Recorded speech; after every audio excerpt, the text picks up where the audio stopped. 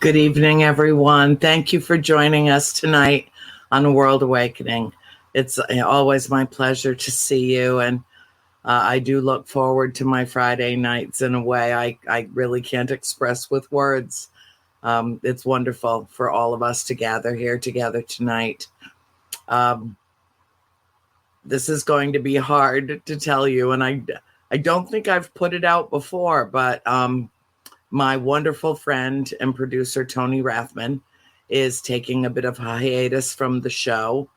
Life is complicated and it's hard, and sometimes we have to make choices when there aren't enough hours in the day, and that's really all that it came down to for this. Tony is well aware that he is my paranormal partner in A World Awakening, and that whenever he is ready to come back and rejoin us in this labor of love and this joyful thing that we do every week, he is more than welcome. However, in his absence, and I miss you already, Tony, I love you dearly. I know you're watching if you possibly can be. Our mutual friend, Bill Forte, who is the general manager and producer at KGRA Radio, has graciously offered to step into Tony's formidable shoes. There aren't many people that could, but Bill is one of them. And he knows this business like he knows his own name, and he has been a godsend to me in very much the same way that Tony has been. So I would like to bring Bill on. For those of you that might not be familiar with him, he's the guy who's usually wearing something that's got aliens on it, or that has something provocative about the paranormal on his t-shirts. So Bill, say hi to everyone. Hello to everyone. But I will say this, it's impossible to fill Tony's shoes. Tony and Cherie are the most lovely people I've ever met, and had the privilege of going with them on an investigation to the Kreischer Mansion in Staten Island. The whole team, Entity Voices Paranormal Evidence team, they are great individuals. Yeah. And Tony, I'll say it, he's got a new job. He's working a lot of hours. Yep. So congratulations to him with his new job. But he's a great person, and we'll both miss him, and I'm sure everybody here that's watching will miss him as well. But yes, I will say this: you have a great guest tonight who's been doing this for over a decade. He's got his own paranormal investigative company, Get Wanted. So I'm looking forward to hearing what he has to say tonight. I know he's been part of the Queen Mary. So many. I was reading his resume. I was like, oh my gosh, this is gonna be awesome. And I want to thank your guest for sending us in some clips to play tonight during your show. Yes, that was important to me because I think what we'll discuss a lot of things, but predominantly we're going to be talking about is really extraordinary experiences at my childhood home. Yes. And so that's what we've spent hours talking about over the last few weeks since we've gotten to know each other. It's amazing how certain people will bring other extraordinary people into your life and say, you need to know this man. I always take it seriously. I think he spent 11 days there. Is that correct? I'm going to let him tell his story, Bill. I don't even want to get ahead of it. I just want to let this well-spoken, thoughtful, kind, generous, loving man who had an experience so extraordinary that it literally changed his life. And that's where we're going tonight, because he has had his own paradigm shift and his own great awakening. And now he gets to share it with everyone. So without further ado, let's bring him in. Before we begin, I just want to say one more thing. I had the extraordinary privilege of speaking with your father at length 2 days ago. Yes. He is a remarkable individual. Yeah. And I hope to meet both of you at some point, including the rest of your family. But I just want to say hello to Roger. He is just an amazing individual. And I know now that the fruit doesn't fall far from the tree. Thank you. So, yes, let's bring on your guest, and I'll be standing by. And have a great show. And I hope everybody that's watching enjoyed the show. It should be a great one. So let's bring on Rob right now and see you later. Excellent. Hello. Well, welcome, Rob. Stachowicz, correct? Yeah, you got it. It's not an easy one, but you got it. Wow, that was a heck of an intro. Thank you. Gosh, I'm so happy to be here. Honestly, talking to you over the past few weeks, it's been great. But I never thought I'd be sitting, here doing this with you. So thank you for having me. Seriously, it's been fun. It's been fun getting to know you. Yes, it has. Well, it's just the beginning. And, that's what's so extraordinary because, Rob, you and I have something very compelling in common. You and I have both experienced the power and the presence of the farmhouse. Yeah. I think this. I never really wanted to talk about this publicly. When I linked up with Aaron and there was the connection with you, I didn't even want this. I just told Aaron, I think one thing was to let you know that I understand. And that was all I really wanted you to know because, there's a weird thing that happens when you experience these things that you worry about how you're going to look to the public. And I worry about that even tonight. But once everything kind of changed for me and I got past the scary parts of it, you know what? If this story helps even one or two people that also have had experiences and worry about the things that happen to them, then it's all worth it. I mean, anything I talk about tonight is my reality. Some people believe it. Some people won't. There's days I didn't even believe the things that I saw or heard or recorded. But it was pretty intense. And Bill was right. I was there about 11 nights, not consecutively. And things started really on day one in your childhood home. It's an interesting place, to say the least. And this was about a year ago? It'll be a year and about 2.5 weeks. Yeah, about March 30th last year was my first visit. Yeah. Well, what I want you to do, Satori and myself had the pleasure of meeting Rob a few weeks ago. Great guy.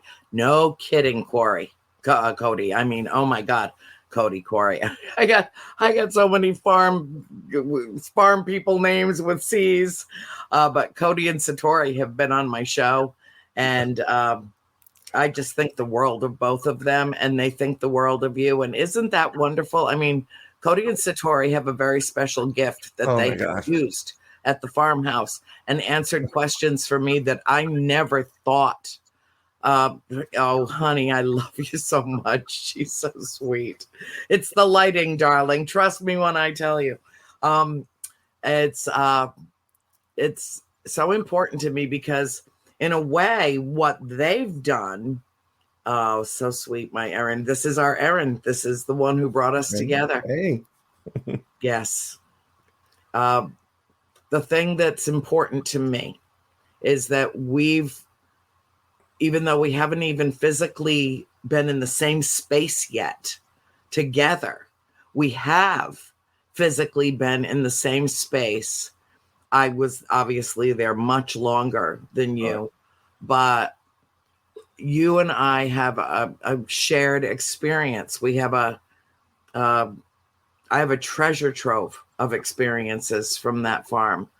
But what you experienced, the words that you used in the message that I got about you from Erin was what you just said. And she said, Rob wants you to know that he understands. And that was so profound to me that I immediately called her back and said, put me in touch with him. Yeah, I mean, it's the only thing I could say, because what was I going to say? I knew how long you spent there, and I just know what I experienced and what I thought of everything afterwards, and what I think now, and Cody and Satori are actually, they are amazing, and they blew my mind when I ran into them a couple of weeks ago. My dad popped in. They're actually kind of a part of the end piece of this crazy journey that's happened since I started going there a year ago. And it starts out kind of as a horror story and ends in a very, very different way. Yeah. Andrew, if we were talking just 3 months ago, probably I wouldn't have this happy ending to it because I hadn't figured everything out yet. And we'll get to that part. Like, I don't want to jump too far ahead, but yeah, I mean, even the night I ran into Satori and Cody, Jen was there, Heinzen, and I hadn't spoken to Jen or Corey in quite some time. And I wasn't even supposed to be there that night. I was supposed to be in Massachusetts the night before, and everything just worked out. And this whole thing, it's just strange how it's all kind of coming together, how I even got to talk to you. So, yeah, it worked out the way it was supposed to work out. Oh, yeah. It did. I mean, this was absolutely supposed to happen. And I just happened to have this one night available that I hadn't booked this show. And I knew immediately it was supposed to be, that it was somehow saved for you by the universe. I think that just tell somebody that you understand, and that comes from your most authentic, most genuine, heartfelt place is the same as saying, I believe you. It's that powerful. It's the same. I have, in a way, the only difference I think is that when you say, I understand, I think implicit in those words is I've been through it too. Yeah. And to say I believe you, I don't necessarily have to have had your precise experience to say, yes, Rob, I believe you. I get it, been there, done that, got the t-shirt, or at least I will have one printed eventually. But it's a kismet, kind of a synchronicity, kind of a simpatico, some kind of a connection. It's like collagen. It's like connective tissue. When you are with someone who you feel that you've known for a very long time, that you feel was drawn to the farm for a reason, who you think had an experience so compelling that it's important to share it with the world. And so, as I told you on the phone prior to coming on the show tonight, this is your show. I want you to tell your story your way, instruct Bill in terms of what images or, whatever you want to put up. What you sent him, I don't, right. Which is kind of interesting, It is. So just the floor is yours, honey. We've got almost 2 hours. Okay. Just tell your tale of darkness and light, my darling. I will. It was exciting. I worked for an event company, and your house is probably the holy grail. If you're a paranormal investigator, like, this is where you want to go. This is it, right? So we were excited, and last March we set up a group trip up to get to know the house and learn our way around. And I had picked somebody up from an airport, from Newark Airport, and we drove up together. And the truth is, and look, there's psychological aspects. Everybody knows stories and watch movies. So I don't know what it was, but literally, probably at half a mile from the farmhouse, I could just feel it. I could feel it. And I was like, good God, like, what's happening? It was interesting. So we were way, way early. We weren't supposed to be there until 6 p.m. And it was about 3. So we pulled in. Corey was outside doing stuff. So we sat in the car. I didn't know Corey yet. we were waiting, and he finally came over, and he's like, "Hey, if you guys want to come in, just come on in." So we were like, "Cool, right? This is it. We're going in." And you've been there, so Corey and Jen kind of were staying in that end part of the house, the command center, and we went in, and Corey was getting waivers and things ready, and I met the dogs, and it was cool. I was so happy to be there and excited. And I'm watching Corey do his thing, and I could see the doorway up to the next section of the house where the door was open. To the summer kitchen. Yes. Yeah. I had no idea, by the way, what the layout of the house was. Nothing at this point. I saw a woman come. She walked right past the door. She kind of glanced in. Corey had just minutes before told us that he was the only one there. So, and she looked pretty normal to me, maybe a little off, but I see this woman. As she walked to the right, I literally could still see her shadow on the wall. And I looked to the friend I was with, and she was looking perplexed as well. So I was like, "Hey, Corey, is there somebody else here?" And he's like, "No." And I'm like, he's like, "It's a haunted house." Like that was always his answer. So he's so chill. He is. Yeah. Okay. Yeah. Maybe technically there isn't somebody with me here, but I love that man to death. So I'm excited. I went to go up those stairs to get into that room to see what I thought I just saw. And both dogs kind of stopped me. Bella and Max stopped me, which was scary. Because I didn't know them yet, and they're German Shepherds, and they're barking. So Corey kind of calls them off, and I went up.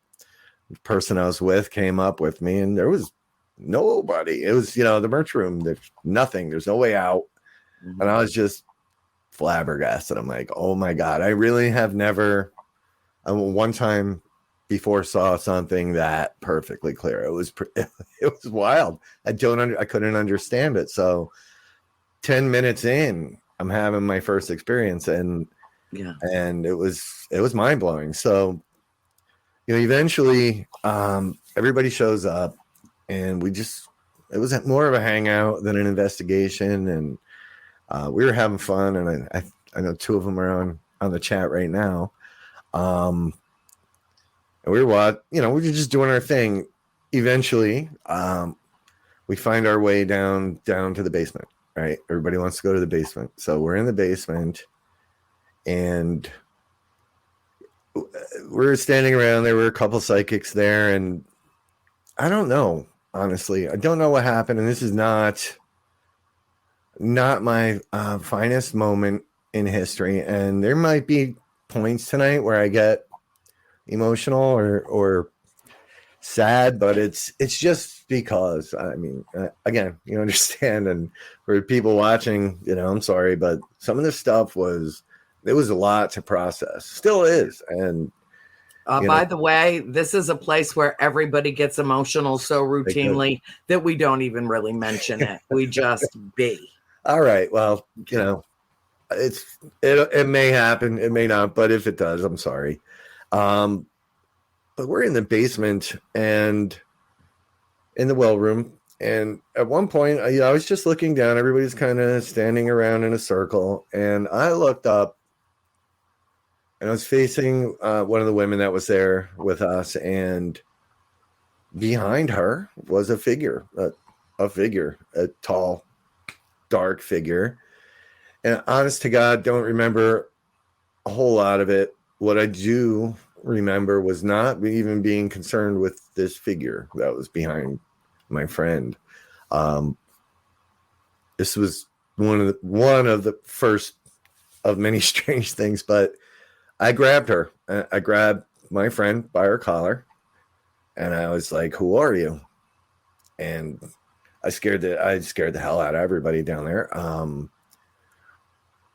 Finally, everybody kind of broke me free from that, and I see Julie on here, and I don't know, I looked over at my other friend Julie, and I think her words were, I looked right through her. I don't know what happened in that 30 seconds, but that wasn't me, I do know.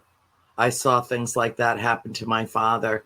Yeah. where he was my father, but he wasn't really. He was just something, was acting. It's almost like he became a conduit and something was acting and speaking through him for a few moments and then it was over. And so I know, and it only happens to men there, not the women. Yeah. That's really good to know. And so everybody knows. And Andrew, we never, in all the hours we've spent on the phone now, we've never really touched on those kind of things. So that's really good to know. I wanted to talk about it here tonight. Yeah, no, this is the best place. Yeah, you know, that's not me. And I love these people. And to be like that, even for a brief moment, was like, it was frightening for me because I don't know, it's not me. So it was hard. So we got past it. Everybody was cool, you know, afterwards. And we just hung out investigating the rest of the night. And, you know, we were doing EVP session up in the master bedroom at one point, and I got a great EVP. And this name, and I don't know if it means anything to you, but I got it often in this house, and he calls himself Father John. Don't know what it means. Don't know if it's a religious reference. I just don't know. But he was on my recorder many, many times. But that night was his first appearance, right? Did it feel when you were picking up on that? My Uncle Gene worked for Pope John the 23rd in the Vatican, lived in just off the papal apartment and served him directly. And he called him Father John.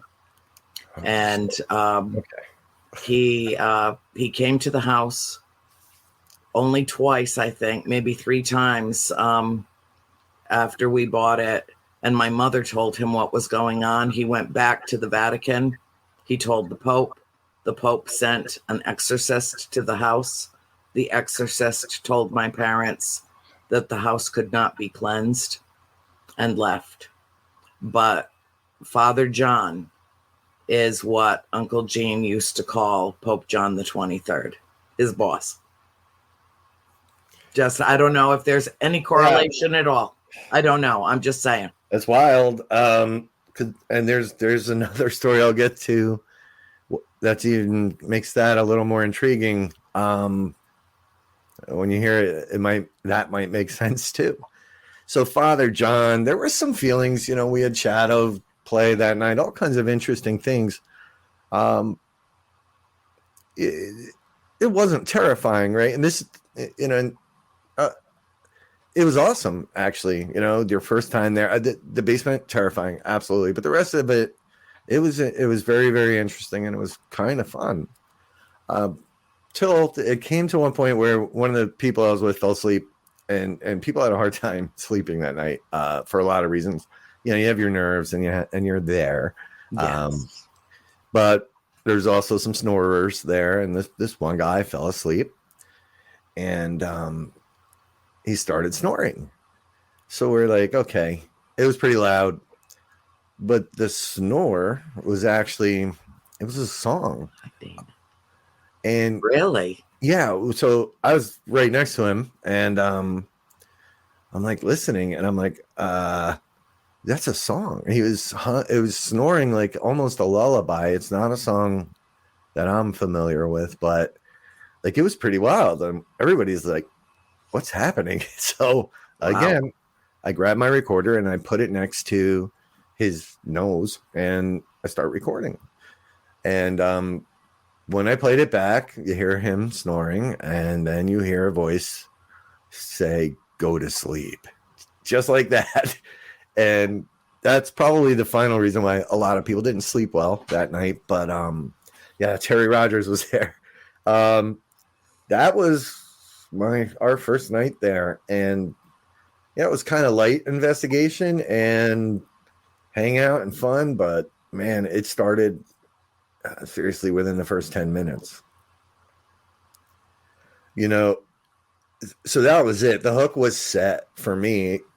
as an investigator, you want evidence, and it's the greatest thing to get. And this house, was giving it to us, So I was really excited for, whatever was next. I knew I'd be working there. I did not know how often I'd be working there, but I was there, a lot, probably more than I should have been over the next 3 or 4 months. And that's kind of where the story really, really begins, because up until, that point was definitely wild. But once I started spending a significant amount of time there, that's when things started becoming really, really strange for me. Yeah. Yeah. Well, part of that, and I don't mean to interrupt, but no, it's fine. Oh, it is so allergy season down here. Yeah. I got all my tissues ready in case I start. Oh my God, it's so bad. One of the things that I think that it's interesting is that you had an experience so quickly.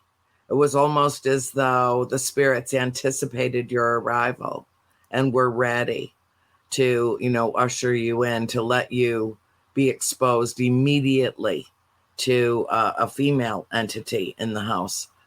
But the house, and I described this in my books the same way. Oh, really? Rich said he's never seen anybody so shaken. Oh, bless your heart, honey. You have to get to know the house. The house has to get to know you. It is a relationship and a bond that occurs. And so the longer you're there, the more time you spend, the more open you become to the energy, and the more receptive. Your sensory receptors just go off the charts. I mean, you get to the point where you realize, we were talking about this on the phone, you don't need the gadgets and the gizmos. You are the receptor. Yeah. And the truth, at least for me, there was equipment rarely got hits. It was when you were just being part of that environment and sitting there and telling jokes or stories or listening to other people speak. It just would happen, So my tactics changed over the 11 nights that I spent there, from being very kind of equipment centric to let's just exist in this house and see what happens. Yeah. And there were nights, listen, doing public events is tough, right? And people have expectations, especially if they watch the movies and the TV shows, and they show up expecting it to be that, and it's not. It can be very subtle at times, that house, or it can literally be 2 inches in front of your face, which was the roller coaster ride for me, at least. There were nights I had people last an hour. They spent $250 to come, and they were like, nope, we're out. Thank you. This was fun. Never coming back. And then there were nights that it was super quiet for some and not for others. It's another strange thing. And I have theories about that now, about who gets an experience in that house. I think you have to be in the right mindset for it to happen. Oh, you certainly have to be open to it if, you're seeking out some kind of interaction. But, in our case, it started right away, and, ghosts weren't on the radar. We were little kids. My parents weren't tuned into that at all. It just was not something that anybody was thinking about. We were moving into an original colonial home. Yeah. My mother, the historian, was off the charts happy to be moving into one of the last existing colonial homes in New England. There's really only a handful left that are that old. Yeah. And so that was her delight. That was her, she was ecstatic. And that didn't last long. That didn't last but a couple of weeks. Yeah. And then it was over, and it never came back. And she never went back when we left in 1980. Yeah. So, everybody reacts to it differently. but I want to know precisely in the way that you remember it, what happened over the duration of your stay there, and how you reacted when you left and why. For sure. So, the first thing, and I heard this from so many people. It's a beautiful place, right? You can walk in there and you fall in love with it almost instantly. It's welcoming, and it's beautiful, and it's just cozy. You're like, oh my God. And it looks small from the outside, but as you're exploring it seems to go on forever. It's just so unique, and the property's gorgeous. Then the sun goes down and things start changing. It's one of two places that I've been where I think I've said this to people, like, when the sun starts coming up again at 6, you're just like, whew, all right, we did it. So yeah, over the next 3 or 4 months, I spent 11 total nights there. It was interesting because every time I went, it gave me a little bit. It gave me a little bit, just enough to make me go, oh, I need to get back. I want more. And in the beginning, it was fun and it was fine. But it didn't take all that long for me to start going, like there might be an issue. So, my very, very first event there, I showed up, and one of the guests showed up way, way too early. So I was there with a woman, the poor woman I grabbed in the basement. We were working it together.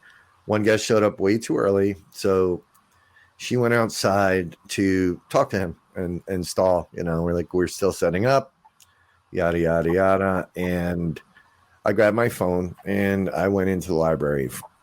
For me, the library, for whatever reason, it's your parents' old bedroom. It was just my safe place. I felt good in that room.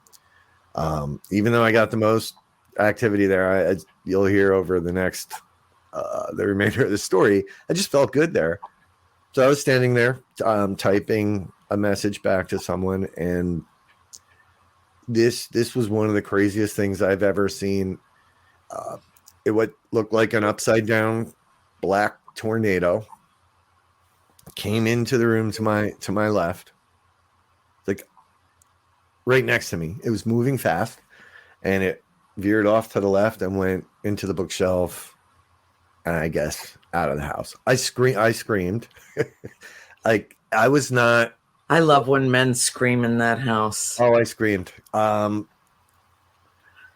It was one of the craziest. It levels the playing field. You know what I mean? It really does. Well, a lot of people here that I've seen on the chat have investigated with me. I still get startled. I still get scared. It's just who I am. But that really scared me because I was alone, and this thing was moving with a purpose. And I named it that day the librarian. I just feel like it's the librarian, so that's what I called him, her. I don't know what it is. But that was one. The thing was vivid, and it was moving with a purpose. It was great. So I scream, and those two come back in, and I explain it. I'm like, okay, this is what just happened. And another weird thing that I didn't think about until getting ready for this show was, Corey and Jen have cameras everywhere in that house. Yeah. And for whatever reason, I don't know if I had any. I just never thought to go back and ask for footage to look at it. I don't know why. It didn't dawn on me until recently. So I explained everything that happened. We let the guy walk around, take pictures inside, and everybody finally showed up. And I was talking to Pam. The bathroom, where the bathroom is now, at least, I don't know if that's where it always was. Yeah. The bathroom always, I never felt okay there. It just I don't know if it's the mirror layout. It just never felt great to me. We wouldn't even use the bathroom alone. None of us would. Really? We went in groups. Yeah. We did. My father was the only one that would use the bathroom alone for obvious reasons. The other 5 girls and his wife We went in, 2, 3 at a time, 4 in there in the morning. We watched out for each other in that bathroom and in that closet. My mother had a major manifestation occur in that closet, and my sister Cindy had a major manifestation occur in that bathroom too. And we always felt like we were being watched in there. It was a creepy feeling. It really, and same for me. It just never felt great. So I was standing off to the side near the kitchen talking to my colleague, and that hot water turned on. That we watched it, like the hot water turned on in that bathroom. Like, yeah, that's it. I'm not not going in there. You can't. That doesn't just. There's no conceivable way. The only plausible explanation is ghost, because of the way that faucet is. You know what I'm talking about? That's an old-fashioned faucet. You can't. That's not like you didn't swipe your hand in front of it accidentally and it comes on like in a restroom on I-95. It's not the same. 100%. And we heard the water come on. I did. I went in with my camera. I was praying. I'm like, please turn that off. Show me what you can do. It didn't. So we shut it off. And then we went on to, investigate. And that night, I think for me was probably, I don't know, Andrea, I don't know if it was the beginning of all of this, but we got one interesting EVP, and I sent over like 5 or 6 EVPs because I'm not a video guy. I hate walking around with a video camera. I do love my EVPs. For me, that place just gave me crazy EVPs. And we were sitting in the library, and I asked where we should go next. I'm like, what should we do next? And we got a response, and the answer was run. I was like, okay. So in the EVP you're about to hear, I asked, I'm like, why should we run? And we got a response, and it's an interesting response. Bill, I think if you can cue up number 1. Why should we run?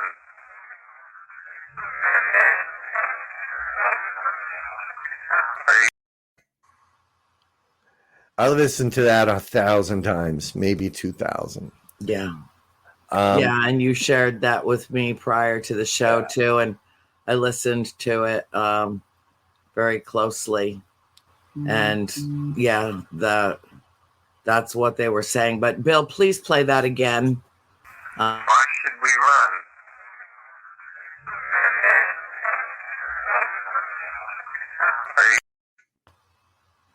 The gate is opening now, but it doesn't sound like spirit to me.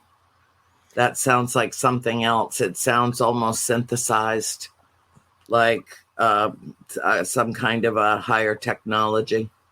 Well, so that's what I heard. The gate is opening now.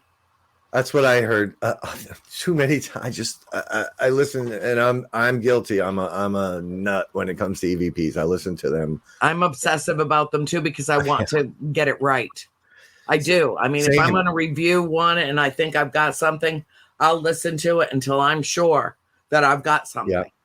So that, the recorder I use, and for all of these, you will hear it's the Panasonic, the DR60, old crappy tech peanut.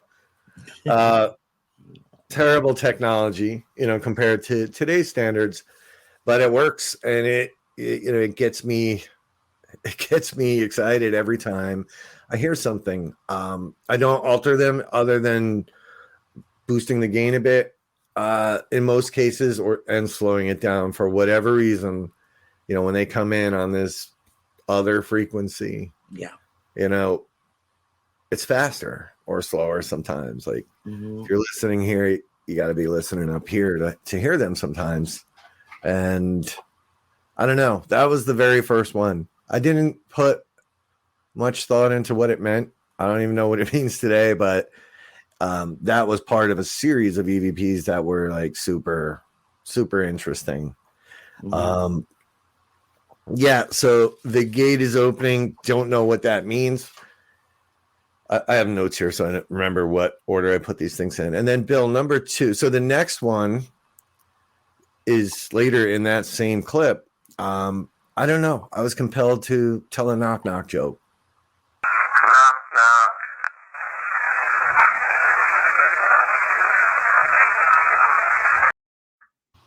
knock. Play that again, please, Bill. Knock, knock.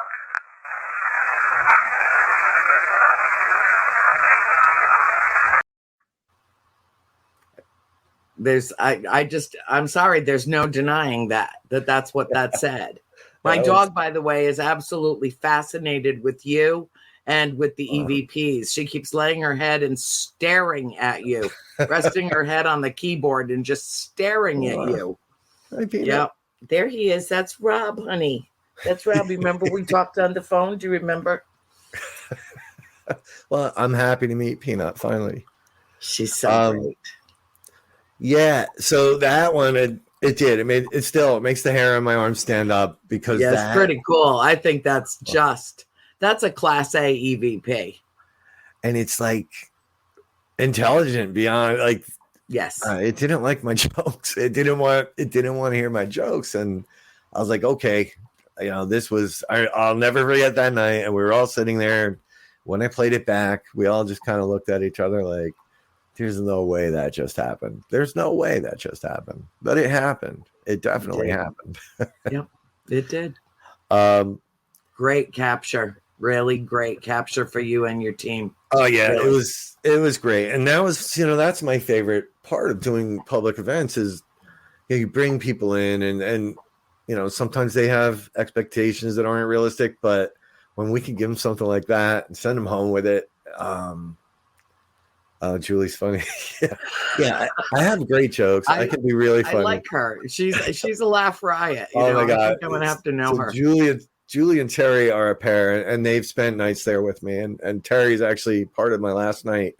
Their story, they're amazing people, and I'm lucky to have them in my life. But yeah, so then it became just a quest, right? And Andrea, it was a weird thing to investigate your former house because I noticed this, and I may even have been guilty of it, but people investigated it as if the parents were all gone too. The way questions were asked, it was very strange. Like, I didn't think about it until recently. They'd ask, like, it was almost like you weren't here with us anymore. And I didn't think about that until I remembered some of the questions that people asked. And I don't know if that was something from the house or just people's perception, but it was weird. And the more time we spent investigating and learning different parts of the house, the more I realized that, there were intersections, right? So the middle bedroom down to the well, and then going out through the kitchen. Yeah. How was the kitchen? Because the kitchen, like the bathroom, also got me kind of creeped out sometimes. There isn't a square inch of that house that we didn't have some kind of an experience in. Not one. Yeah. I believe it. Room. I believe it. Yeah. Over the course of 10 years, something happened in every room. Yeah. Yeah. So I didn't like the kitchen because it was so freaking cold. It is cold. It is cold. We saw everything, and I mean, it brought some people to tears. It brought some people literally into the fetal position on their floor. The shadow figures on certain nights that we saw were just absolutely, it was incredible. We were up right next to the birthing room one night, and there was somebody standing on those stairs, and some people could not handle it. Literally just feet curled up in the fetal position. Like, what is that we're looking at? It's mind blowing. It's stunning. And I had thought about you many times, processing all of that as a child. I don't know how you did it. Seriously. I talked to them. Yeah. I did. I talked to them. And if they were getting on my last raw nerve, I would, as politely as possible, tell them so, and that they would have to go away. And, I basically assumed I took charge of the situation. And sometimes I just let it happen and observed it because it was something I had never seen before, ever. And I wanted to remember it. I wanted to have the experience. And if that makes me a weirdo, then I'm a weirdo because I was equal parts terrified and fascinated at times. See, and that was kind of where I ended up, right? It was this fascination that I don't even know if it was healthy at one point, but it was a fascination for sure, right? But it was also pretty damn scary at times. But there was one night we were all upstairs, and it was like, I don't know if you've ever experienced this, but it was like almost like we had our own aurora borealis going on. It was this bluish and purple haze just kind of drifting through the whole second floor, and man, like people just were gasping. It was insane. I've never seen anything like that. I don't know what it is. I don't know if you've seen anything like that, but it was beautiful and kind of scary at the same time. Yeah. It was just wild. Another weird thing that we all experienced there at some point was like, I could be in the basement and someone could be screaming my name for me to come up to help them with something. And I couldn't hear them. I could not hear them. Mm-hmm. Other times people would come up from the basement accusing us of, stomping around and making all this noise upstairs while they were trying to investigate. And we were just literally just sitting still at the dining room table. Nobody was moving around. So there were all these strange, the anomalies. Yes. Yeah. And a lot of it, we called it being in the bubble, where you would feel like you were in some kind of a sealed, separate dimension from the rest of reality for however long the encounter required. And my sister Cindy got so angry. One time she's like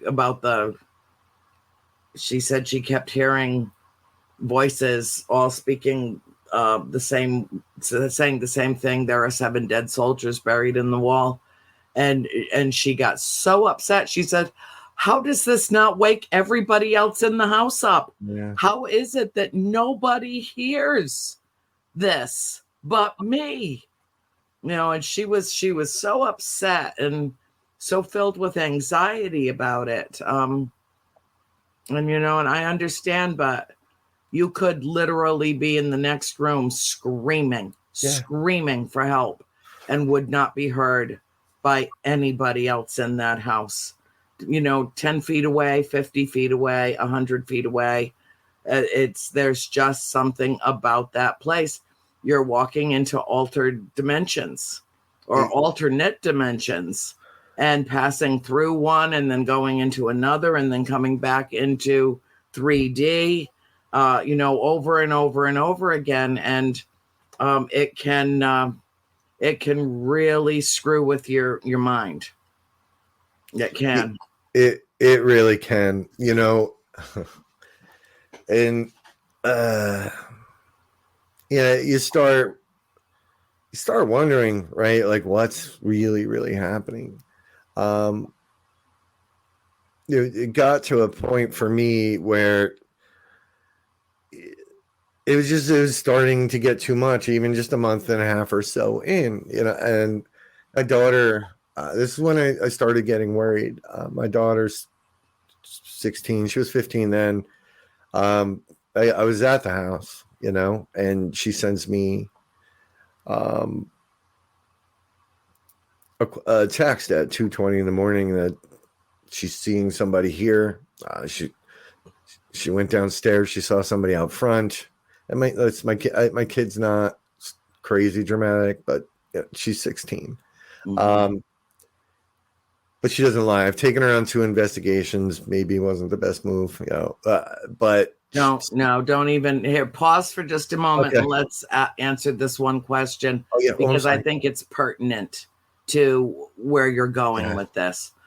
Does the confusion created in the house feel like it's intentional? For myself, I can answer yes and no.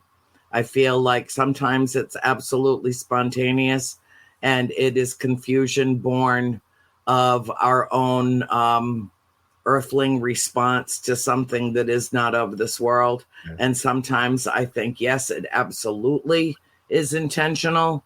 And it's part of it's kind of the rub. It's kind of it's always that reminder that they call the shots. So you answer that and then continue right on there. Yeah. There were times certainly over those 11 nights where I felt like maybe we were trying to be separated by blocking out those things or, creating emotions that people get in arguments there. It just happens. There's a weird kind of an aggression thing, Yes. a negative energy that swirls in the house that almost selects certain people to infiltrate. And I think that's what happened with you in the basement. Yeah. That was not you, Rob. I've only known you a few weeks, and I know that was not you. It wasn't. You were being used. Yeah, and I still to this day I feel terrible about it. When you lose that control over your own body and your mind, it's a lot. It's a lot to try to walk through, and you do it can have you question. By the end of all of this, I was even kind of questioning my own sanity. I'm like, is this shit real? Like, did I really just go through that? And I'd be driving home from the house and I'd have to listen to the recordings just to make myself feel better and not crazy, because when your daughter sent you the message at 2:22, did she send you that message because she was frightened? And why do you remember that it was precisely 2:22? Oh, I screen capped it. I saved it. Okay. And I was there. There's some significance with numbers and extraterrestrial activity around the house. 2:22, 3:33, 4:44, 5:15. Those were predominantly the numbers that continually showed up when there was some type of activity or supernatural manifestation. Wow. So I just wanted to tell you that. Thank you. Well, she'll feel better, maybe. Yeah, she was seeing a white figure outside. She went downstairs and there was a shadow. And when she looked back, the shadow had some kind of face. And, she messaged me. I've taken her on investigations before. And she's kind of a magnet. Even when she was 2 years old, my father lived here and he was very sick, but she was her only granddaughter. And those two were like best friends. So when I would take her to visit him in the hospital, we'd be, trotting down the hallway and she would just stop. And I'd be like, what? And she'd say, there's monsters here. And I'd be like, you're creepy. Stop it. She was freaking me out, but it happened a few times. And the day my dad passed away, she knew it. She absolutely knew it. We decided not to tell her. But she knew. And then she started talking to all kinds of strange things happened afterwards. But yeah, and this actually all ties into Cody and Satori a little bit later with the reading I got from them. But yeah, my kid was starting to feel things. That's when I first started getting a little nervous about, all right, I'm here. What's happening all the way at my house, 300 miles away? Mm. And how is that even possible? Yeah. I was watching slowly, relationships start to fail, with some people that were very close to me. There were all kinds of little red flags happening everywhere. And I was starting to get nervous, honest to God. I'm like, I don't know. How do we filter out what's paranormal, what's not paranormal? It's easy to blame the paranormal and other people for things, but the behaviors, even with myself, were not normal. They just weren't normal. Believe me, I heard about it, from my wife, from everybody. Like, I was just different. Friends who are non-believers. Something was definitely affecting me and my moods and how I treated people. I don't know, it was weird, but I was usually okay once I got back to the house and I knew I was going to be investigating, and I knew I was going to be, talking to whatever's there and whoever's there. It was weird. It was definitely weird. I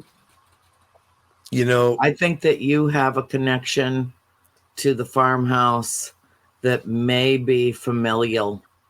And I think that when you're in the farmhouse, it gives the opportunity of who you may have been in a previous life that lived there, the opportunity to express through you that you are basically sharing time and space on the continuum, and that there are intersections and there are encounters that happen. And I think that it has something to do with how drawn you are to the place, and that you have a cosmic connection to that house. It certainly felt like it for a while. It was like I wasn't dying to go back. I mean, I was trying to find other people to work it, but nobody could. And even those things would turn into arguments about, with my coworkers about, well, Rob's always at the Conjuring house and it's his fault. And it really, honest to God, wasn't, but I always had to be there. And it was getting weird. Again, it was the arguments. And what would happen with these arguments is their story would be the total opposite of everything I remembered. With them, my story would be the total opposite of everything that they remembered. And then there were people who were pretty neutral and in between that were just confused as anything. They were like, what's wrong with all of you people? We need to sit down and kind of hash this stuff out. But you can compare notes till the cows come home. And if their experiences happened in a different dimension at a different time on the continuum than yours did, then both of you, all of you, could be speaking your truth and have it be absolutely accurate and have totally different recollections of what you think was the same thing. Absolutely. That's the baked in confusion. Oh, yeah. And I 100% agree. And, and you leave sometimes, right, with a totally different perspective on what really happened for the whole night, even with an investigation. I'm not going to tell everybody's stories here, but there's a guy watching who I'm friends with, Bill. And, I warned him. I started giving people a little heads up, like, hey, like, just be on guard there and be good while you're investigating. And Bill left and called me, and I was like, how was it? And he was like, it was a slow night. We had an apparition. We had this. He rattled off everything. Slow night. Only one full body apparition. Kind of boring. Oh, Arlene wants to know, if you visit the farmhouse, what are the chances of carrying something home with you? Well, first of all, it's not something, it's someone. And it has happened. I'll just leave it at that. It has happened. Yeah. So, it just amazed me. And I'm talking to Bill and I'm like, did you just listen to what you just said? Like, you just rattled off 20 things that anybody would kill for. And I think it sunk in with Bill at that point that, yeah, like, is that the house's way of saying, hey, come on back. I have more for you. You know, I'm about halfway through all of this insanity, and I'm kind of getting numb to it, if that makes sense. Did you get that way? Like, did you just get numb to it? And exhausted. Yeah. See that I have that in bold here. I was exhausted. Fatigue doesn't even touch it. Exhausted doesn't even touch it. It's a different kind of tired altogether. Well, it was physical, it was mental, it was everything, you know, and I was watching pieces of my life kind of start to fall apart. So I had all that on top of it as well. The night, I think, for me, that really, really started to change how I was feeling about everything was I was up in the middle bedroom, Cindy's room, just sitting in a rocking chair, and guests were doing their thing. And I mean, they just took their hand and right in front of my face, like I could count the fingers. I could have touched them. I know I could have just held their hand if I tried, but it was one of the craziest moments. And I'm like, oh, wow. Like, now it's getting personal now. Like, they're literally 2 inches from my face. Mm-hmm. It was crazy. I mean, that was absolutely crazy. This was a 2-nighter. The next night, I'm sitting on the stairs where Corey's merch room was that goes up to the third bedroom over there. And we had a rule when we worked with each other. We don't scare each other. Like, this wasn't the place to do that. Right. Absolutely. We do it elsewhere, but this was not the right place to do that. Mm-hmm. So I'm sitting on the stairs, and I hear my name. I hear Rob. I hear somebody whisper my name from upstairs. And I'm like, these guys, we don't do this. So I'm not even going to respond. Then I hear, hey, Rob. So I'm like, I turned. It had to be one of them. There's no way this is anything else. So I go, what? And then I heard the people I was with around the corner. They're out in like the living room area talking. And I'm like, oh no. So I kind of started turning, and it said, come up here. It said, come up here. It was calling me up. I leapt off of the stairs. I ran in. Corey's my bodyguard at that place. I ran in there. He's like, what? And I'm like, something just said my name upstairs. And he was like, it's a haunted house. You know, that's Corey's default mechanism. What do you expect? It's a haunted house. Yeah. It's so funny. Yeah. No, I love them for it, because if he didn't react that way, I probably might have left that night. Like, that one was insane. It really got me going, all right, it knows my name. It ran its hand in front of my face last night, or whoever it is. But it was becoming kind of personal, right? Because it knew my name, and I didn't know what to think of it. Later that night, we did an EVP session downstairs again in the basement. And Bill, number 3, please. I asked why it was so quiet, because it was kind of one of those quiet nights. Yeah. And well, you'll hear the answer. You can pause the song.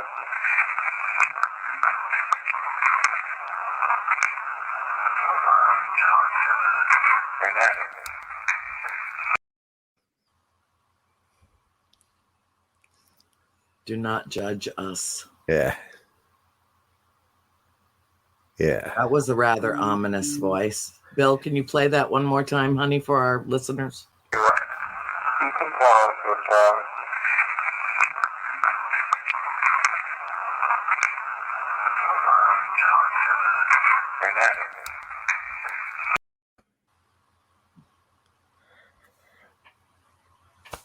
I mean, what do you say to that? I don't. It was an interesting response, you know. I was asking, you know, I was simply asking, like, why don't you want to talk? Like, what's wrong tonight? And I don't know. That one was ominous. That one got me a little spooked that night, and I was like, okay, this was. Yeah, it's kind of like the old joke, have a great day. And the person responds is, don't tell me what to do. yeah, exactly. So, you know, this led us down further down this rabbit hole now. Cleverly disguised as a well. Oh, my God. I know. It's just, there's something about that well, and there's something about that room. So Bill, yeah. So the next EVP, we moved down to the next room over. I don't know what that was. What was that used for when you were living there?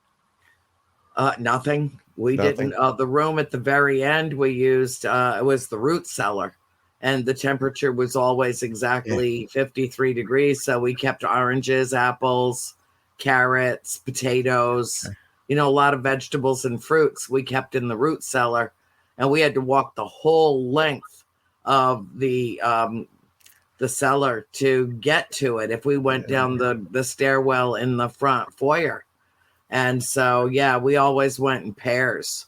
But that the well room, there was one room down there you could tell it seemed to have been used for making candles, and they would melt wax and make candles and where there was stone. So in case there was an accidental fire, it wouldn't burn up the whole place because it was just nothing but stone. So it couldn't burn. Okay. And the same was true in the well room, that it's granite and horsehair plaster and more granite. And,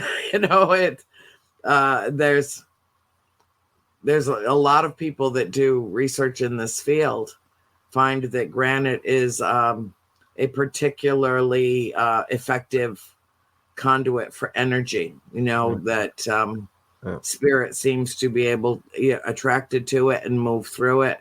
And where you have granite, you usually have water. And that is also as well true at the farmhouse. Yes. 2 adjacent springs. A buried river underground from the last ice age, and the Nipmuc River at the bottom of the hill. And it makes a perfect triangle. Yeah. An absolutely perfect triangle. Yeah. I know. It does. We know nothing, Rob. We don't know jack shit compared to what there is to know. We don't. I mean, we can speculate about this. We can be curious about this. I swear, spirit exists just to keep us searching and growing spiritually. That they make their presence known in a way that helps us cope with our own earthling vessel existence. Yeah. And that's kind of where it all took me. After that EVP, and I brought it down. Took them down a little bit further, and this next one is this is the one that it just blows my mind every time I listen to it. And I don't know, I kind of started a tradition there at the house that night, or actually the next night, or the next visit at least, because this EVP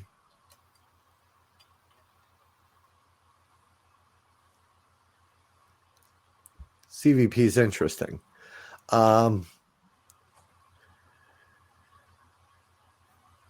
tradition I started is based on it, and I don't know if people are still doing it or not, but I can almost regret it. I don't know. It regrets. So it just, it asks for candy. Whoever's there is asking for candy. So we brought candy, and I would let people bring it down there. And I don't know what those implications. I never really thought it through. But is it a good or a bad thing? I don't know. I don't know, but I know people that have been affected, and I know they brought candy down there. So part of me kind of felt guilty about that. But we'll play. Hey, Bill, number 4, please.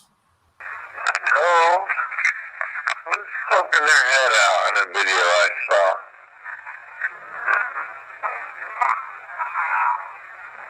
What are you doing in here?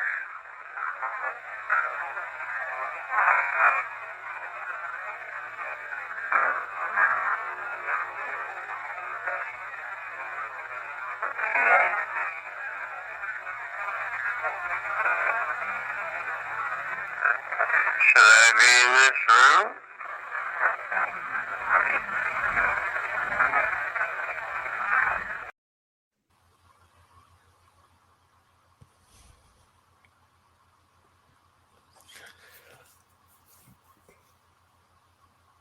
That's amazing. Bring me candy. Bring me candy. And how sad that whoever wants that from you, that could muster the energy to tell you so, can't take it from you when you bring it.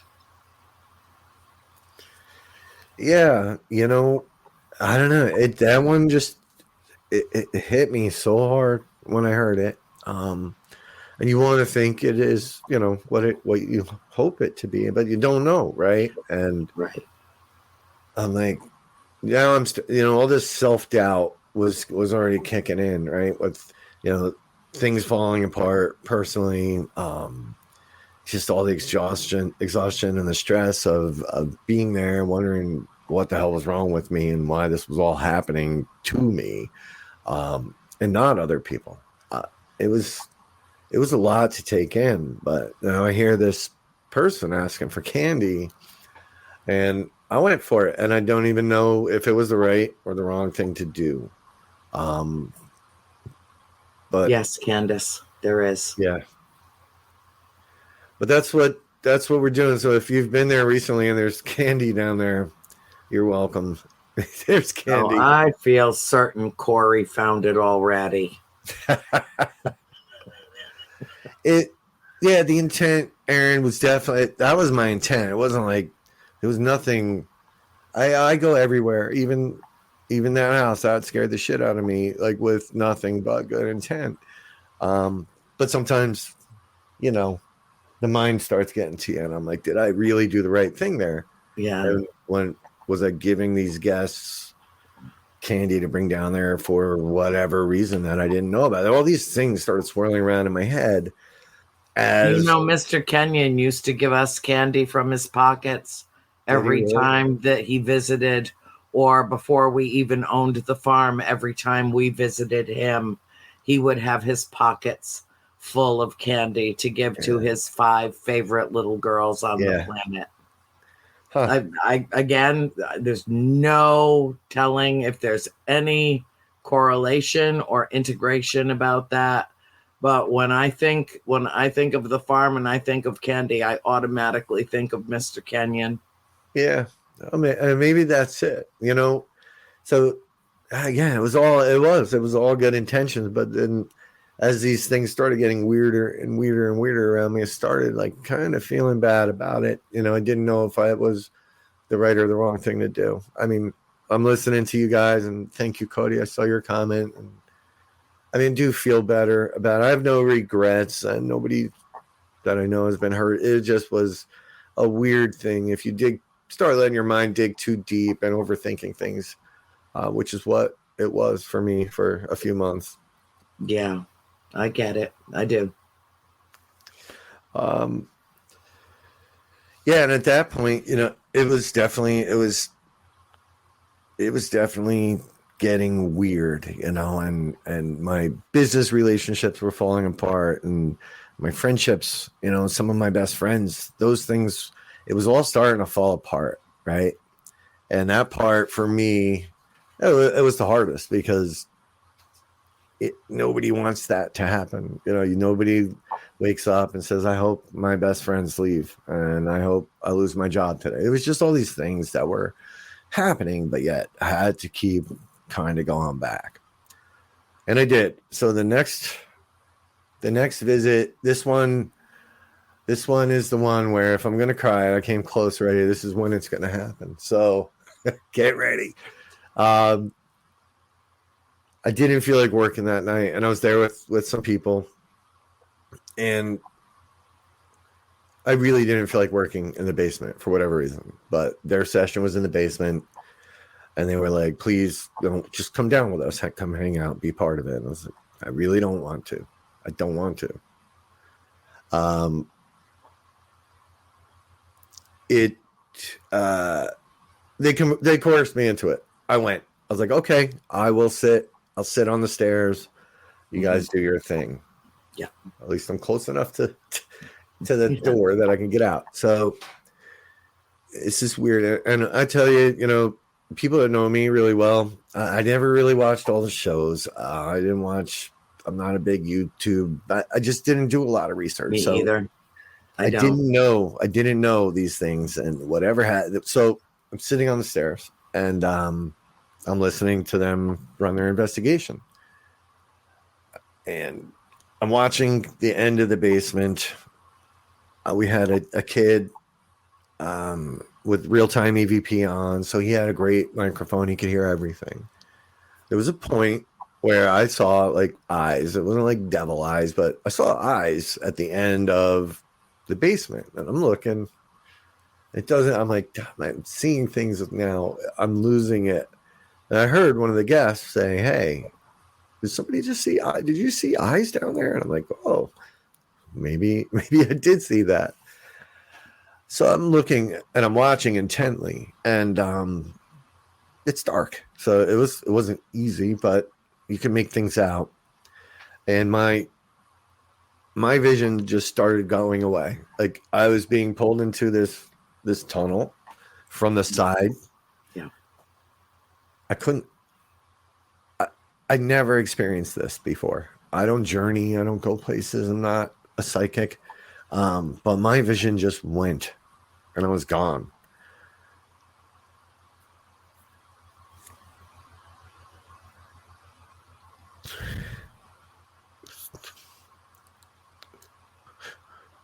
Next thing I knew, I was standing in a house, somebody's house. It didn't look the same. But I'm standing in this bathroom and there's a green and white porcelain clawfoot tub. I can see the walls. I can see the paneling on the walls. If anybody's done VR, then like that's what this was like. It was like wearing a VR headset, but somebody was with me. I don't know who it was. And it was beautiful. It was 100% beautiful, and I felt good. I felt really good. I was nervous, but I felt good. And then the next thing I knew, I was being pulled backwards, and I was standing in another room, but like 6 inches from a wall, and I could see wallpaper. I'm sorry. And I could see like the wallpaper peeling back and the wall behind the wallpaper.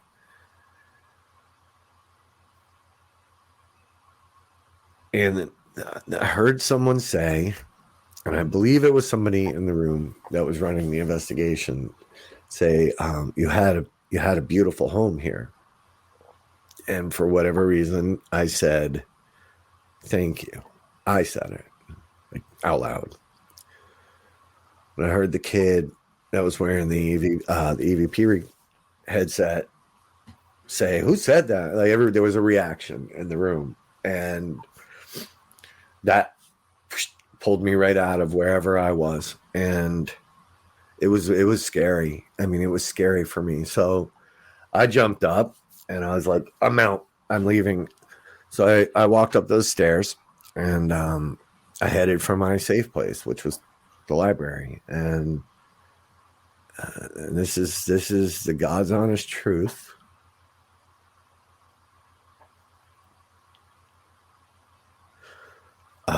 The light was on dim in there. And, there's 2 doors. One was closed. The right-hand one was open. And I walked in, and that light turned off. And I went and sat, and it didn't bother me. It didn't matter that light turned off. I went and sat in the kind of the beanbag chair there, and I cried. And I don't know what I was so upset about, but I was upset. And I heard footsteps come. You know, we always look after each other when we're on investigations, and tapping out is totally okay. Yes, I was tapping out. And sitting in that chair, and I heard my colleague go to the front door, and he thought I went outside to smoke a cigarette or something. Door closed, and then I saw him kind of stick his head in to where he could see me. And he's like, "Hey, come on, you're going outside." And I was like, "I'm not going outside." He's like, "Come on, you got to ground yourself. You got to get outside. Let's go." And he was giving you very good advice. He really was, but I wasn't hearing it, Andrea. It wasn't happening. It should have, but it didn't. So he started coming towards me to get me to get up out of the chair and pull me out. And that door just started closing. As he was walking towards me, that door started closing. And that didn't bother me either. It didn't. Like, I don't know why. Mm-hmm. I know. So he ran over, he grabbed all the rocks, and he propped that door open. And he just sat on the couch and made sure I was okay. It took a while, like a half hour, but I don't know what that was. Like, I don't understand. So the next, Corey would always come in at the end of an investigation, and, we'd chat and horse around and talk. And I was like, "Corey, like, is there ever a bathtub here?" And he's like, "Yeah. You want to see it?" And I was like, "No, but next time, And the next time I went, he brought me to that tub, and that was the tub. That was the tub I saw. I don't even know. I don't understand any of this. I don't know where I went or who took me there, but that for me was like, that was my, oh my God moment. I've never had anything like that before or since, which is okay because it shook me. It rattled me. Yeah, I know that tub. You do? Yeah. It was there when we moved in. White with green feet. Claw feet. Yeah. Don't ever stub your toe on that. Oh my God. I think I stubbed my soul on it. It was like, yeah.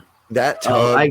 All to me, this, vindicates and validates my impression earlier that somebody Ghosties Paranormal is very proud of you for sharing your story.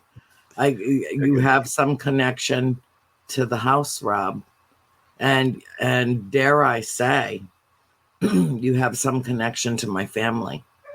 Yeah. That's a good thing. That I'm cool with.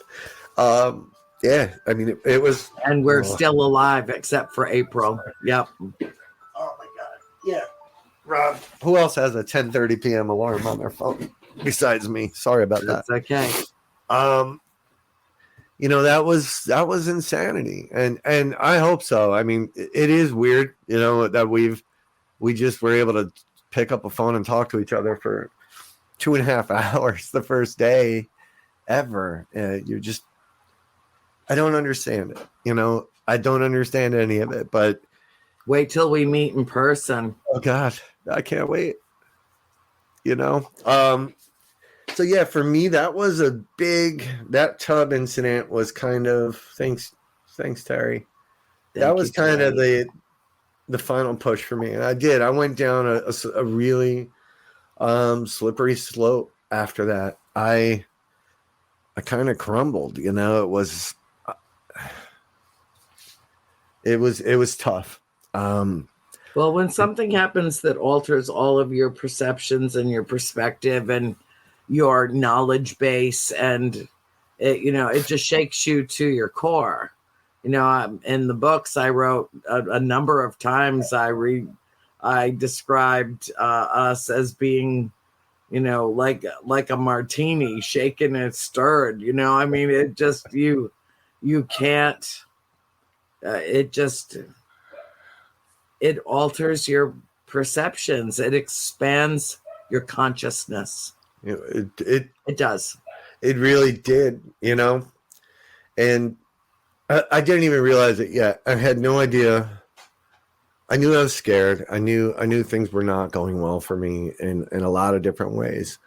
I had one more night to go, and my friend Terry just had a message up. It was Terry and I, and we worked it, and in the house already. Every time I went, I asked for the clap game. I asked. I wanted to hear it. I needed to record it. It had to happen. I got it. I finally got it. My last night there, and it was a weird night. I would never sleep there.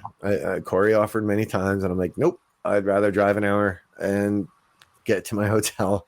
But that night we decided, it was the last night. So Terry and I slept there, and I slept in the room that a recording told me to sleep in, which maybe wasn't the brightest idea. But we did get this EVP, Bill, number 5, please. You like when I bring in people into your house?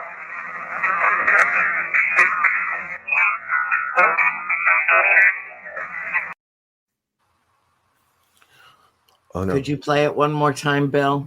You like when I bring in people into your house?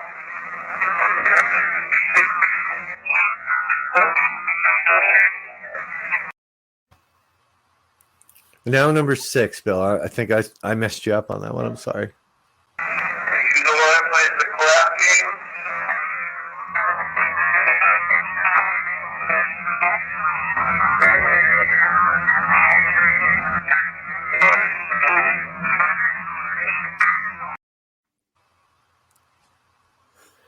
There's some weird stuff in there, Andrea. The first one, that number 5 that I had Bill play, that was just before this.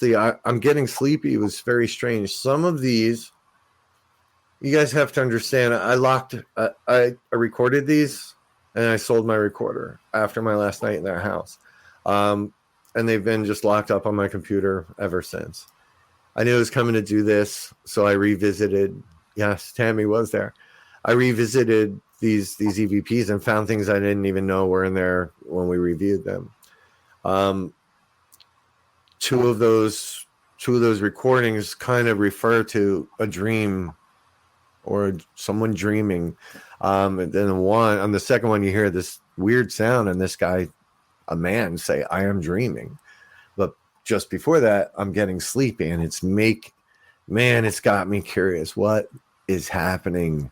What is happening there? Yeah. And then the clap. I mean, that's that kind of weird voice from earlier but he says it clear as day. Like, for me, at least, hear me clapping. Yeah. It was everything I asked for all those nights that I went. So I kind of knew it was time. I knew it was done, Yeah. Plus everything was getting really, really rough, from every perspective, for me. And then I went and wallowed in it for a while. And, my life it was a why me situation.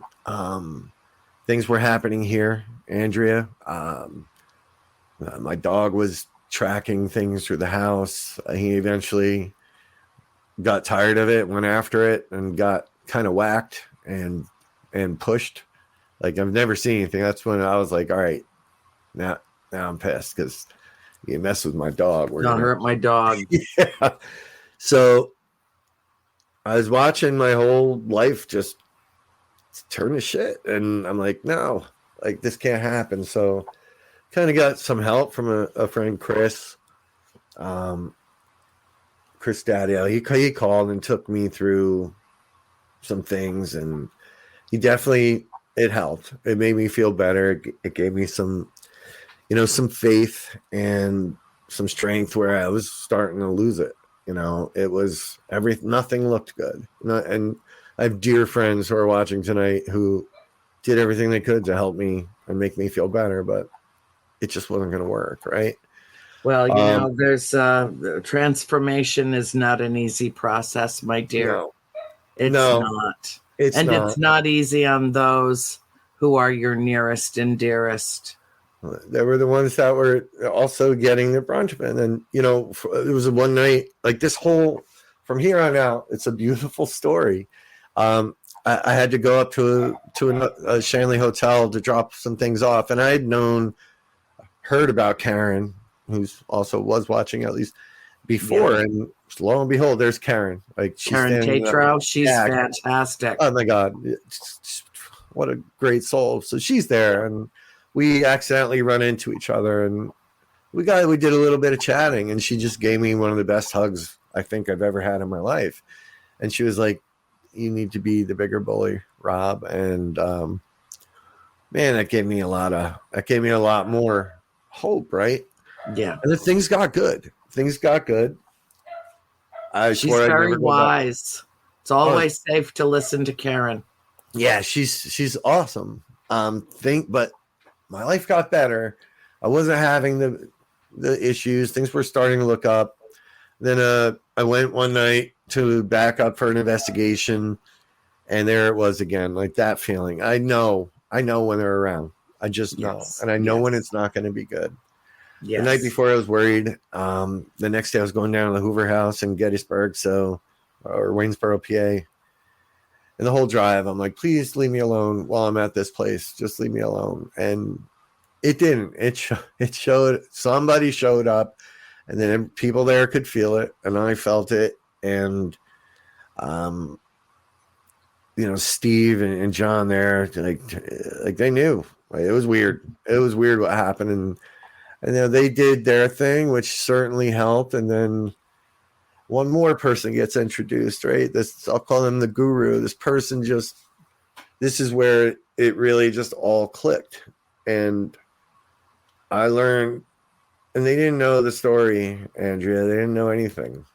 Mm-hmm. They just knew why, I think, or why. They gave me the tools I needed to figure out why this happened. And I truly believe that this was spiritual boot camp. I think that house, I'm military. I did infantry boot camp. It's not easy. This was worse than that, but it cracked me open, and it brought up all the things all the baggage I've had for years that I didn't even know, some things I didn't even know. And it threw it all out on the table, and it was like, go fix all this stuff. I really believe that's what the house was for me. Yeah. And none of it made sense until I mapped it all out and started tying events to situations. And, we did an experiment in the library where Father John, we just pick a random book. Someone picks a book, open it. Father John's there, circled and highlighted. Thank you, Pepper. Circled and highlighted Father John in a book. Random draw. It makes no sense. My book, Zuni Culture, the Zuni doll scare me, Karen Black movie, trilogy of terror. That's how my mom used to control me as a kid with the Zuni dolls. It's all there, but so the house was bringing my fears and my baggage and my worries, and cleansing me of some of the toxic people and things that I had going on in my life at the time. That's when it clicked, Andrea, and I was like, wait a minute. Yeah. This house was a gift. Like, it was not this horror story. It was a place that you went to heal and to grow and to ascend. It was. And you're not done with it yet. You're not. And then I met you, right? So I had it all figured out. I swear to God, every puzzle piece except for one. And you said something the very first day we talked, and you said, "Don't hate them, love them." And it was that last piece, and when I plugged that in, I was like, "Holy shit! Like this is it. Like everything's right now, and my business got better, and my life everything just got better." And if I had been hanging on to those things that were there, I'd still be in a bad place. Thank you.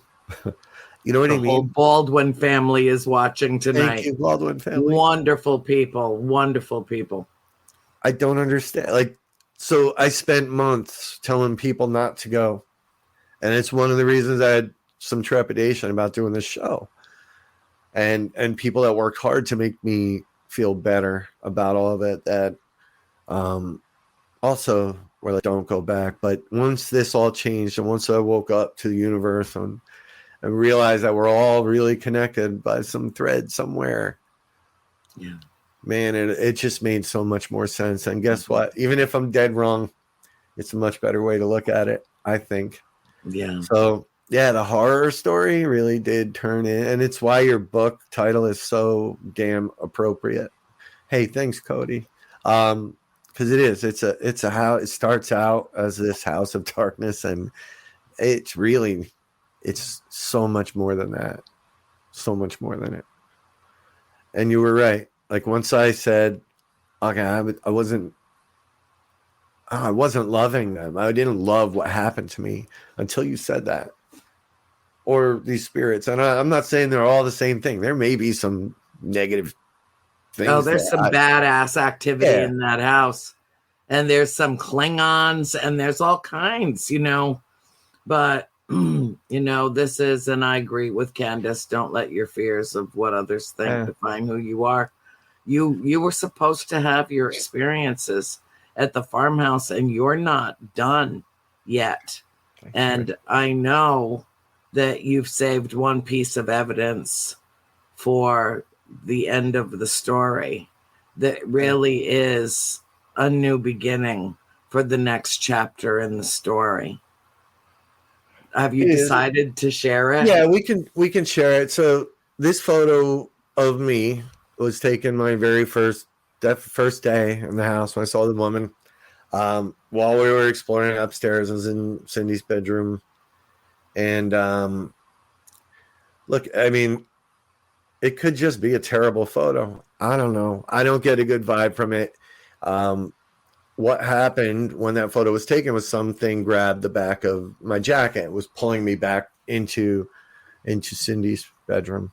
And so Bill, if you want to show that photo, hand to God, nothing's edited there. It's a zoomed in photo. I never saw this until long after everything happened. I was cleaning out my phone.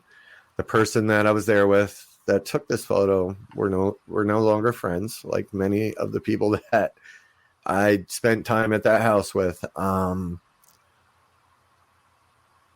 timing and everything else is what made me look at this photo and go, shit.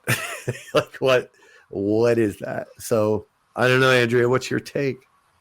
The first thing that I picked up on with that photo was military. And I'm not surprised to know that, Bill, do you have a larger kind of a blown up version of that where you can remove the script around it? Probably not. That's my fault. That's okay. That's all right. I just want people to really look at it because my immediate response was, that's a spirit stepping through you and I don't know him. And, they just, you have a military background. Corey's got a military background. Yeah. And there are 7 dead soldiers buried in the wall. And then last summer, there was some research done in terms of ground penetrating radar that produced some anomalies. I've not seen that image in that house, but I felt like it was something that was just moving right through you. That's not just a bad photograph. We know how these phones work. You can take 1,000 photographs with any smartphone on the market now, and you might get one lousy one, and the rest of them are studio ready because that's how good the cameras are now. Yeah. That was something else entirely. That was an intermingling of dimensions. That was you and not you. Yeah. When I saw that, it bothered me. I was like, geez, this kind of made everything make a little more sense. Yeah, I don't know. It's tough to look at. For me, I'm looking at that and I'm like, geez, God, that's not cool. But again, I'm like, here I am today, through the help of all my friends, the guru, you, talking. And like I said, you look at this, all of it sounds insane, for 11 days to get all that activity. And then, Andrea, it's like the weird signs. I don't know. Do you get weird signs still to this day? Yes. Okay. But they're not weird to me anymore. They're not paranormal. They're just perfectly normal. I mean, I buy all this stuff because I get odd ads that seem related to the house. I'm like, it's got to come here. And I would buy it. So I had boxes of stuff that I don't open. I was afraid. I'm not afraid of it anymore, honestly. And I am going back, with Karen in September. And, we spoke about this. And that was a whole weird thing, too. While we were talking about it, Karen had messaged me if I had made a decision. And you pretty much already told me my decision was made. And it was just a crazy circular event there. And you were right.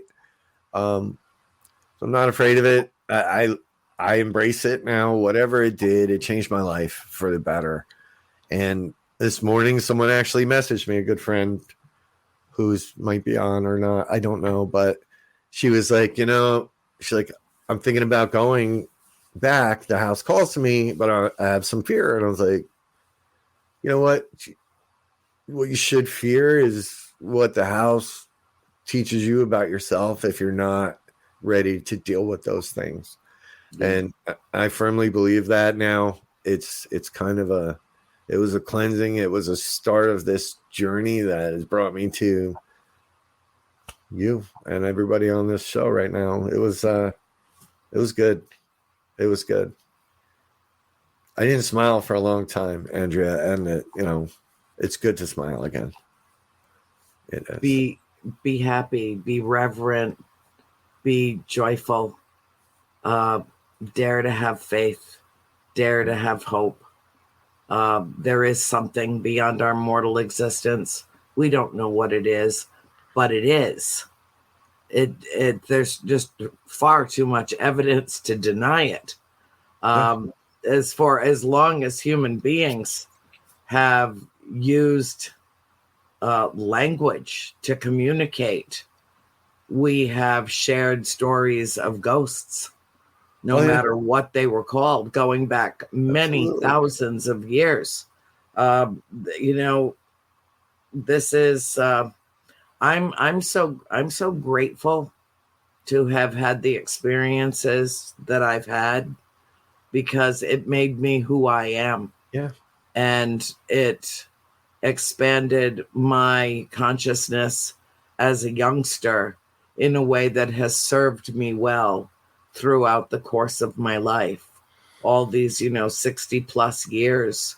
And it was more than 50 years ago when that farm came into our lives and inexorably changed our lives. Yeah. Especially for us, the children.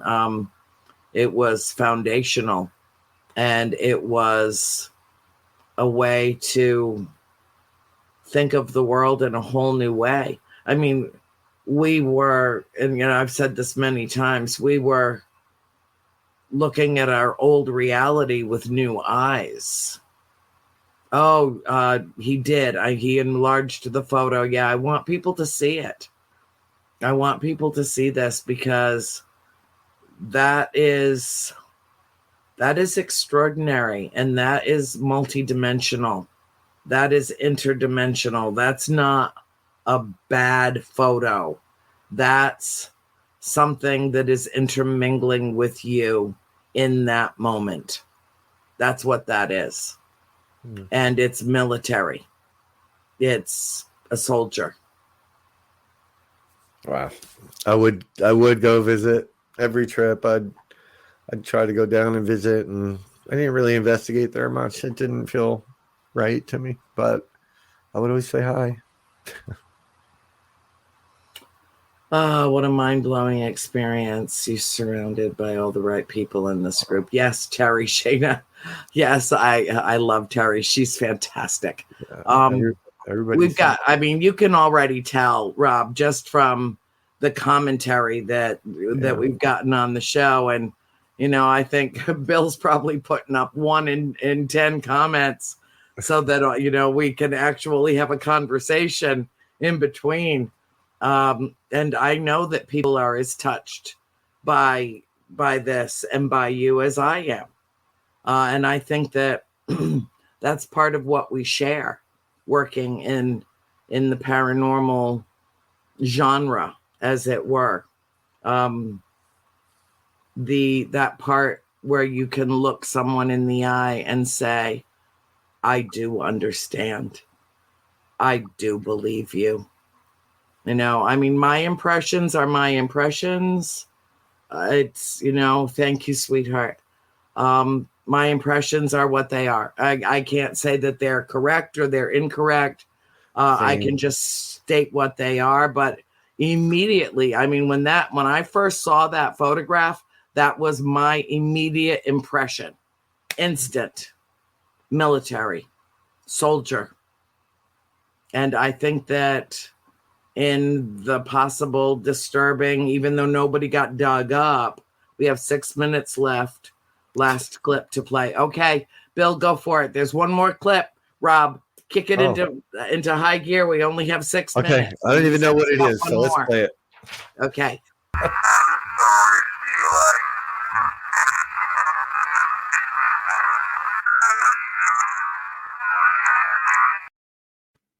Oh, yeah. Okay, please, one more, honey.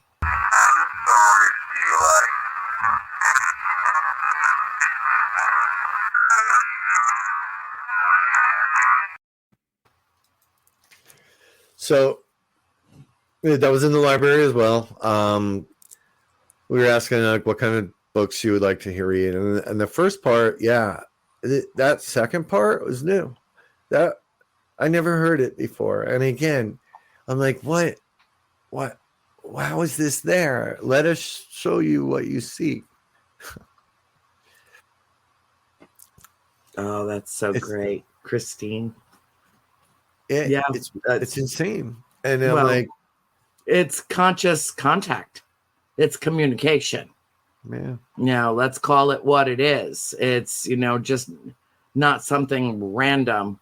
But again, as Erin says, that sounded very synthesized to me. And, you know, I've gotten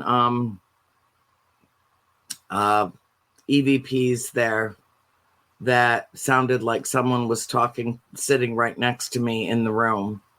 And it was completely, I don't know. You play your EVPs for me. I'll play my EVPs for you. And we will rock on. We will rock on. Thank you, everyone, for joining us tonight. I know we only have a very few minutes left, Rob. And, you know, Bill, feel free to jump back in if you've got any questions or comments. You know, it'd be lovely to, you know, share the screen with you to talk us on out tonight, honey. Well, Rob, I got to say, you've come full circle, and you are definitely around the right people, with people like Annie, Cody, and Satorian, your team. I'm just glad that you've gotten past this, and I just hope that you can do future for investigations with your team, more at peace with yourself. Yes. It's funny because I was going to ask you this question, but you answered it earlier. I went to the Kreischer Mansion with Tony Rathman, Cherie, and the whole team. And the caretaker was there. And I asked him, have you ever gone into this house and stayed over? He goes, I don't go into this house alone. So when you said you spent you spent one night sleeping there, I was going to ask you, have you ever would want to investigate the house alone or enter the house alone? Is that something you know, right? Yeah. That's not happening. Now, one last thing. Would you ever go back? I am. Yeah. It took a lot to get me to change my mind. It took this spiritual awakening that I'm going through right now. And I'm finally understanding the what the hell happened. And I did. I decided to go back with Karen and on September 16th. It's my way of just kind of closing the book, and God, Satori and Cody, a couple weeks ago, I ran into them. My dad showed up. And I'm sorry, Satori and Cody, that was a lot of work, but my dad had a lot to say. And, that too was all, oh yeah. And Terry left me in the friggin' house in the morning alone. He left me upstairs alone. But yeah, it was just all these things are now happening that it's unbelievable. And it's pulled me up out of my own little grave that I was laying in, and sad for myself. And it's just different now. Everything's different. And when it clicked, it just clicked and everything changed. It's amazing how exploring death can give you a new lease on life. Right. You've got to let us know how that goes. Yes. Let Annie know, you got to come back maybe at the end of the year and fill us in on how that all went. Because that's the closure probably to this whole situation there at the farmhouse. Yes, I agree. And I'm going to leave now while you close out the show. Well, yeah, and Rob, if you would put Rob's website back up, so anybody that wants to speak with him further or interact, you got and it. Then yes, darling, and thank you, Bill. So he's going to put there you go, Rob's website. I think that you'll probably have some people reach out to you that have some shared experiences, and I know how open you will be to continually building the community that we have. You're so open and so kind and such a loving man. I very much look forward to meeting you in person. And from the bottom of my heart, I thank you for joining me tonight on A World Awakening. I hope that you found it to be illuminating and that it was healing for you. As well, just to be able to tell your story at, a very cushy place in cyberspace. There's a lot to be said for it.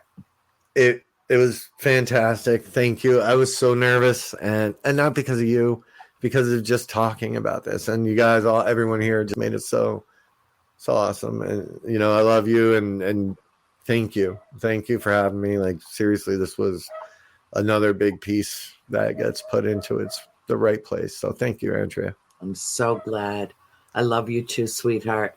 Have a wonderful evening. You too. And as for our viewers tonight, I will reiterate what I said last week. Dare to have faith and hope for the future.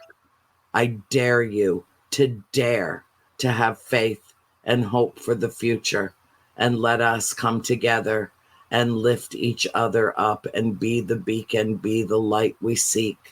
I love you all and wish you all a lovely evening. Good night.